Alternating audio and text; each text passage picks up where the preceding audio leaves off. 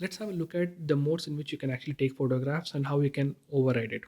So if you really want to override an overexposure or underexposure, just look at the situation. If your image is getting overexposed, that means you have to cut the light.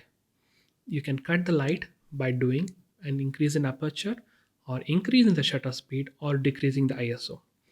Whereas if an image is getting underexposed, that means your sensor needs more light. You can do that by opening your aperture or decreasing your shutter speed or increasing the sensitivity of your sensor by increasing the ISO. This is what we call it as adding or subtracting light, which is done by what is known as exposure compensation. You might have seen the small plus or minus button on the top of the camera and also a small scale which is visible even in the live view on the LCD or in the viewfinder at the bottom of your viewfinder, a small scale which has 0 in the center, plus 1, plus 2, plus 3 on the right, and minus 1, minus 2, minus 3 on the left. This is basically giving you an indication whether the image is getting a normal good exposure or if an image is getting overexposed or underexposed. There will be a small pointer which is blinking at the bottom of your scale, which moves towards right or left based on how much of the light is hitting the sensor. If the light is moving more towards right, it means that your image is getting overexposed. In turn, you can also see in the histogram that the distribution is more on the right hand side of the histogram. Whereas if the blinker is more towards the left, say towards -2 or -3, that means the image is getting underexposed. Similar thing will be reflected even on the histogram. Now, how do you subtract or add light? This can be achieved in the three modes that you can see on the screen, which is aperture priority, shutter priority, or program mode. Let's not even talk about program mode. As I told you, it's as good as an auto mode. So we'll concentrate more on the more advanced ones, which is aperture priority and shutter priority. So what did we learn in aperture priority? In aperture priority, we learned that you can set a particular ISO and you can set a particular aperture, and the camera decides on the shutter speed based on the amount of light which is there in the scene and based on the metering mode that we have used. Now, if you're not tampered anything with the exposure compensation button at all, then the blinking highlighter will always be in the center, which means that it is giving sort of like a mid-tone exposure. So when it is giving a mid-tone exposure, now it's up to you to see whether what you're getting, the result is fine or not. There might be a situation wherein you want a higher shutter speed, wherein you want to freeze the action because the shutter speed that you are getting might be too low. There might be a situation wherein you might want to get a slower shutter speed because the action is getting frozen and you want a different shutter speed value to capture the motion. This is exactly wherein exposure compensation comes into picture. So now if you press the plus or minus button and push the pointer towards, say, on the positive scale, which is +1 or +2, here you're telling the camera that you need more light or you need to overexpose the image. When you're overexposing the image, you're telling the camera you need more light. So when you say you need more light, camera, which was taking the decision of suggesting you the shutter speed, now knows that it has to give more light. And what will it do to give the more light? It will reduce the shutter speed.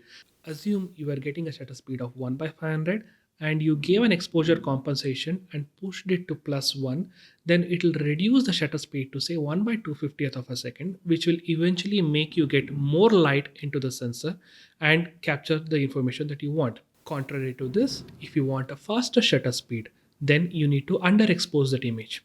How do you underexpose that image? You click on the plus or minus button on the camera and bring the highlighter to say -1 or -2. Thereby, you're telling the camera, I need to cut down the light. And how will the camera cut down the light? The camera knows that it has to increase the shutter speed so that it can reduce the amount of light that is coming into the sensor. When you're increasing the shutter speed, which also means that you're freezing the action. So if you're shooting in aperture priority and if you want to get a faster shutter speed, then you need to use the exposure compensation and move it to say -1 or -2. Or if you're using aperture priority and if you want more light or you want more motion blur, then you can do it by using the exposure compensation and pushing it to say +1 or +2. Now, following the same principles, if you go into the shutter priority, what the camera does is based on the shutter speed that you have chosen and also the ISO, it gives you a specific aperture value to use. So if you want to add more light, or if you want to subtract light, or say if you want to overexpose the image a bit or underexpose, so you use the exposure compensation, wherein now the camera knows to overexpose, it has to open up the aperture, thereby allowing more light. This is also a technique which you can use so that you get a narrower aperture so that you can control the depth of field also. In the same way, if you want to cut down light, what you do is you underexpose, wherein you're telling the camera to reduce the light by increasing the aperture, which also means that you're increasing the depth of field. There are very good possibilities that, especially when you're shooting in aperture priority and shutter priority, you can't go beyond a certain values and the value starts blinking on your viewfinder or on your LCD. So this, which means that the camera can't reduce the aperture beyond a certain values, which is like you want to add more light and you're in shutter priority, but the lens that you're using is say like a f 2.8 lens and you can't increase it further to say f 1.8 or something like that.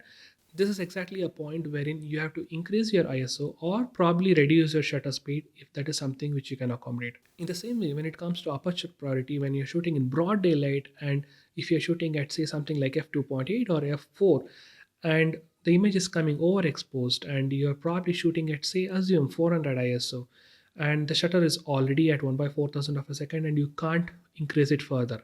This is exactly when you might want to probably increase your aperture so that it can reduce the amount of light that is coming in, or if you have the bandwidth you can probably reduce the ISO to a lower value, say like 200 or 100. But if you're already on 100 ISO and if you're already on an aperture which is what you need to use to get a desired effect, that's when probably you bring in filters like ND filters or variable ND. That's again a topic which is meant for a different video, but this is exactly how you use exposure compensation to add or remove light when you're using aperture priority or shutter speed. Now here you saw that there are so many variables that is coming into picture, which is like, okay, adding light, subtracting light and desired effect and camera taking decision and things like that.